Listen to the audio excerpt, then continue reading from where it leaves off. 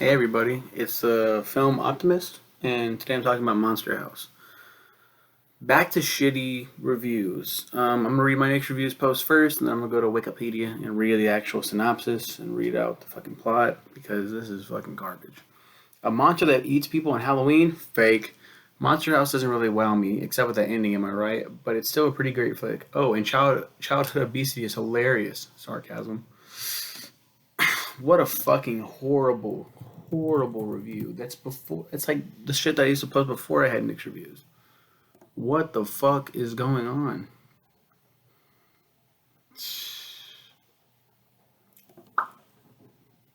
There we go. And who did this film? Who did this film? Live action motion capture, produced by Image Movers and Steven Spielberg's Amblin Entertainment. It grossed 142 million worldwide against a production budget of 75 million. The parents of 12-year-old DJ, he has a last name, Dustin James Walters, Dustin, Dusty motherfucker. 12-year-old DJ Walters, that's his name, go on an errand for the weekend, leaving him in the care of his babysitter Z, Elizabeth Z, voiced by Maggie Gyllenhaal, and Mitchell Musso voices DJ. That's pretty funny. DJ has been spying on his elderly neighbor, Horace Nevercracker, who scares away children and confiscates their belongings that land in his front yard.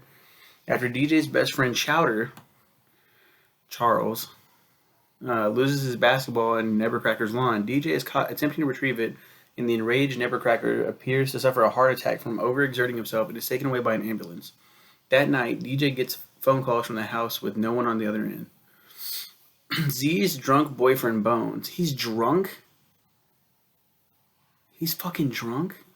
They were drinking in the movie. I didn't know he was drunk though. Comes over for the night and reveals that as a child, Nevercracker stole his kite and was literally rumored to have eaten his wife. After Z throws him out, he sees his lost kite in the house's front door, but is abducted by the house while attempting to retrieve it. He gets eaten by the house. DJ and Chowder investigate but retreat when the house comes alive and attacks them. The next morning, schoolgirl Jenny Bennett sells Halloween candy and goes to the house. Is selling Halloween candy, going house to house. DJ and Chowder save her before she gets eaten. Oh, she's selling Halloween candy and she goes to the house to go ring the doorbell. And they save her before she gets eaten. Jenny calls police officers Landers and Lister, who do not believe the children because the house is inactive when adults are present. The trio consults supernatural expert Reginald Skull Skalinsky, learning that the house is a rare monster created when a human soul merges with a man-made structure and that it can only be killed by destroying its heart. Concluding that Nevercracker's spirit is possessing the house and the heart must be its furnace, they create and bring a dummy containing cold medicine from a pharmacy owned by Chowder's father. Before the dummy reaches the house, however, Landers and Lister thwart their plan and arrest them after Landers discovers the stolen medicine. Before they can leave, the house eats the two officers and their police car and traps the children inside it. After the house falls asleep, the three begin exploring it. In the basement, they find a shrine containing the encased in cement body of Nevercracker's late wife, Constance the Giantess.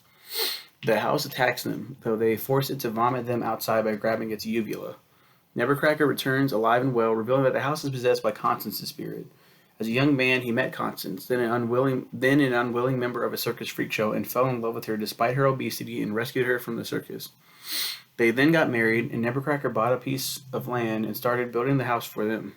One Halloween, two children tormented Constance due to her size. She tried to chase them off, but when Nevercracker tried to calm her down and stop her, she fell into the unfinished basement with a concrete mixer burying her body, killing her. God damn. Nevercracker finished the house like she would have wanted, but after realizing that Constance's spirit began possessing the house, he drove everyone away in order to protect them from it. DJ convinces Nevercracker to let Constance go, much to the house's anger. It breaks free from its foundation and chases after the group. Nevercracker realizes the trouble Constance has caused and attempts to destroy the house with a stick of dynamite, but it attacks them. Chowder intervenes using a backhoe loader from the adjacent construction site, and Nevercracker gives DJ the dynamite. After luring the house into the site, DJ ascends the nearby crane and, with Jenny's help, manages to throw the dynamite into the house's chimney, causing it to explode and release Constance's spirit, who shares a final moment with Nevercracker before finally ascending to the afterlife as Nevercracker thanks the children for their help.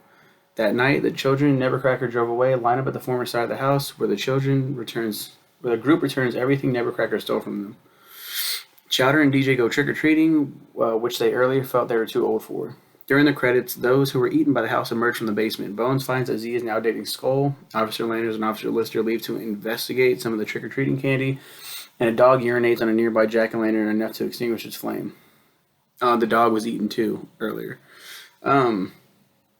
Reading all that brings back almost a nostalgic feeling for this film. Like, oh wow, that was cool.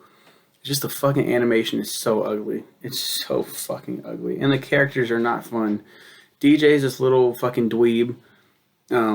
Big old giant head. Jenny's got a giant fucking head too. They end up liking each other. Jennifer Bennett, Jenny Bennett. And then Chowder gets jealous and is like, you can't do that. Stop liking each other. He gets super jealous. And he openly flirts with Jenny. DJ's the main character, so of course he gets the girl in the end. But Steve Buscemi as Horace Nevercracker is great. Like, get off my lawn, and then he does have the heart attack. It's like, what is this movie? And it turns all the way around and becomes a kid movie again. You're thinking that all these people are dying, fucking boyfriends drinking beer and shit. Like, what is this movie? It was originally set up at DreamWorks Animation. And then Sony Pictures picked up the project. Sony Pictures ImageWorks. Cool.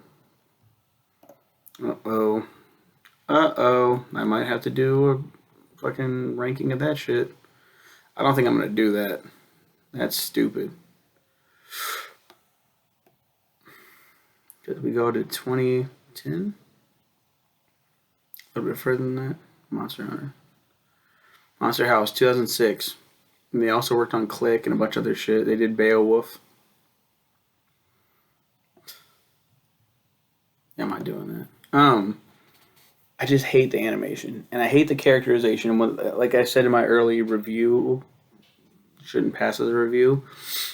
And childhood obesity is hilarious. Like, he's a little fat kid, and that's his main thing. It's like, look at me and how fat I am. Ha ha ha. Like, wow, that's really cool. Like, really funny. Pieces of shit. And then the content story is really cool. That's a good backstory. Overall, good movie. I wasn't gonna be like, oh, fuck, this movie eats a bag of dicks. It's an alright movie. Thank you guys for watching. What did you think of Monster House? Did you like it? Do you look back on that with fond memories, or do you also say, hey, that movie looks ugly as fuck? Especially for 2006. Come on now. Like, that's, ugh. Like, you can look back on anything and be like, that looks fucking weird. But there's some animation that stands the test of time, and you're like, man, this is so damn good. 90s animation. It's like, wow. And then you have this shit. It's like, oh, fuck. You guys have a wonderful, wonderful life. Be careful when you trick-or-treating. They put razor blades in the fucking Tootsie Rolls or whatever the fuck. Bye, everyone.